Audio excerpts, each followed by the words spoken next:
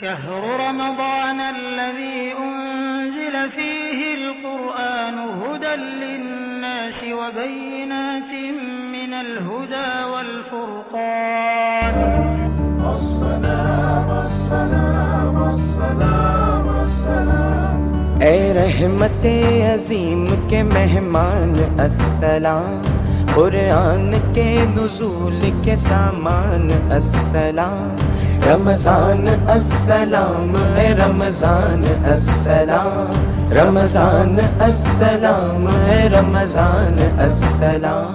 وقال الرسول يا رب إن قوم اتخذوا هذا القرآن مهجورا نحمده ونصلي على رسوله الكريم أما بعد أعوذ بالله من الشيطان الرجيم بسم الله الرحمن الرحيم ولو أننا نزلنا إليهم الملائكة وكلمهم الموتى وحشرنا عليهم كل شيء قبلا ما كانوا ليؤمنوا إلا أن يشاء الله ولكن أكثرهم يجهلون۔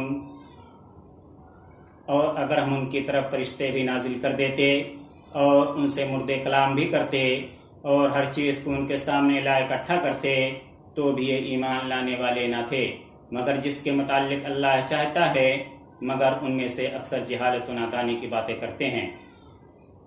لوگوں نے مطالبہ کیا کہ معجزات لے آئیں۔ اللہ تبارک و تعالیٰ فرماتا ہے کہ اگر ہم ان پر فرشتے لے آتے اور مردے ان سے باتیں کرتے اور تمام چھپی ہوئی چیزیں ان کے سامنے لے آتے، یعنی ہر چیز گروہ در گروہ جمع ہو کر گواہی دے دے کہ پیغمبروں کا سلسلہ برحق ہے، تو ان تمام مطالبوں اور نشانیوں کو پورا کر دینے کے باوجود یہ ایمان والے نہیں ہیں، یہ ایمان لانے والے نہیں ہیں۔ مگر جس کو اللہ چاہے، یعنی ایک انسان اگر دل میں طلب رکھتا ہے تو مشیت الہی کے لیے راستے کھول دے گی، تو مشیت الہی اس شخص کے لیے راستے کھول دے گی۔ قرآن مجید کی سورہ یونس میں آیت نمبر 96-97 میں اللہ رب العالمین فرماتا ہے ان الذين حقت عليهم كلمة ربك لا يؤمنون ولو جاءتهم كل آية حتى يروا العذاب الأليم۔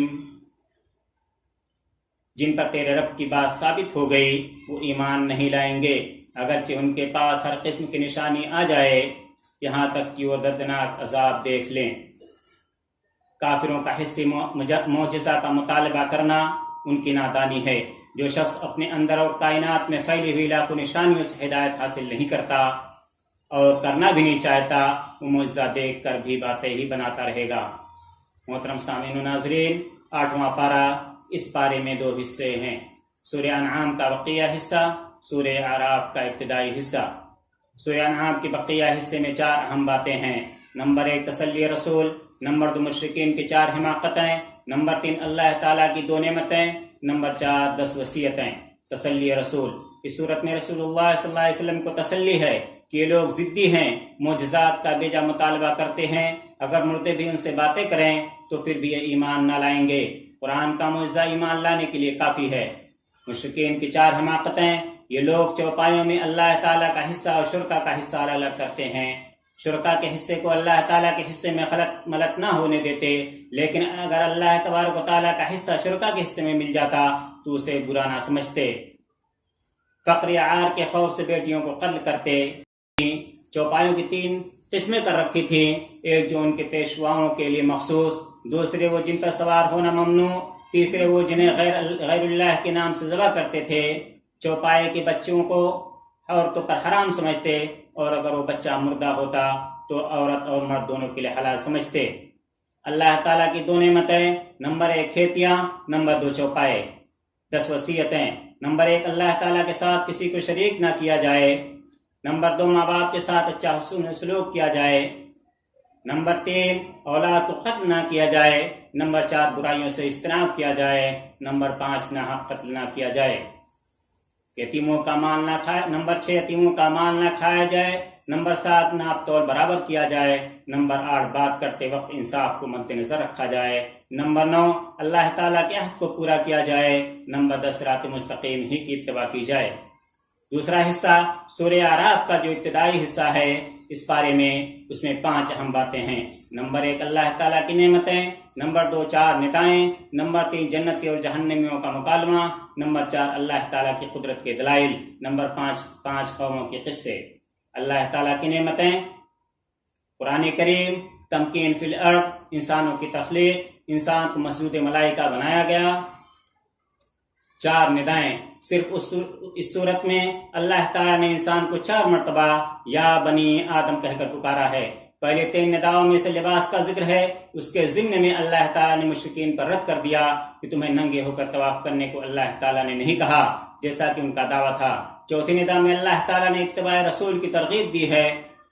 جنتی اور جہنمیوں کا مکالمہ، جنتی کہیں گے کیا تمہیں اللہ تعالیٰ کے وعدوں کا یقین آ گیا؟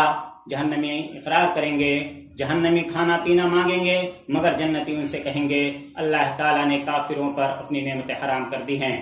اللہ تعالیٰ کی قدرت کے دلائل، بلند و بالا آسمان، وسیع و عریض عرش، رات اور دن کا نظام، چمکتے شمس و قمر اور ستارے، ہوائیں اور بادل، زمین سے نکلنے والی نباتات۔ 5 قوموں کے قصے، نمبر 1 قوم نوح، نمبر 2 قوم عاد، نمبر 3 قوم سمود، نمبر 4 قوم لوط اور نمبر 5 قوم شعیب۔ ان قصوں کی حکمتیں، ان قصوں کی حکمتیں یہ ہیں، پہلی حکمت یہ ہے کہ رسول اللہ صلی اللہ علیہ وسلم کو تسلی دی گئی۔ نمبر 2 اچھوں اور بروں کے انجام بتانا۔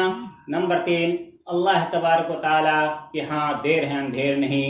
نمبر 4 رسالت کی دلیل کہ آپ صلی اللہ علیہ وسلم امی ہونے کے باوجود پچھلی قوموں کے قصے بتا رہے ہیں۔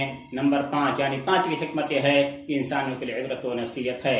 اللہ رب العالمین سے دعا ہے کہ العالمین ہم تمام لوگوں کو اس بارے میں ذکر کی گئی تمام نصیحتوں اور حکمتوں پر کو سمجھنے اور اس کے مطابق زندگی گزارنے کی توفیق عطا فرمائے، آمین۔ اقول قولی ھذا استغفر اللہ لی ولکم ولسائر المسلمین فاستغفروا من کل ذنب انہ هو الغفور الرحیم۔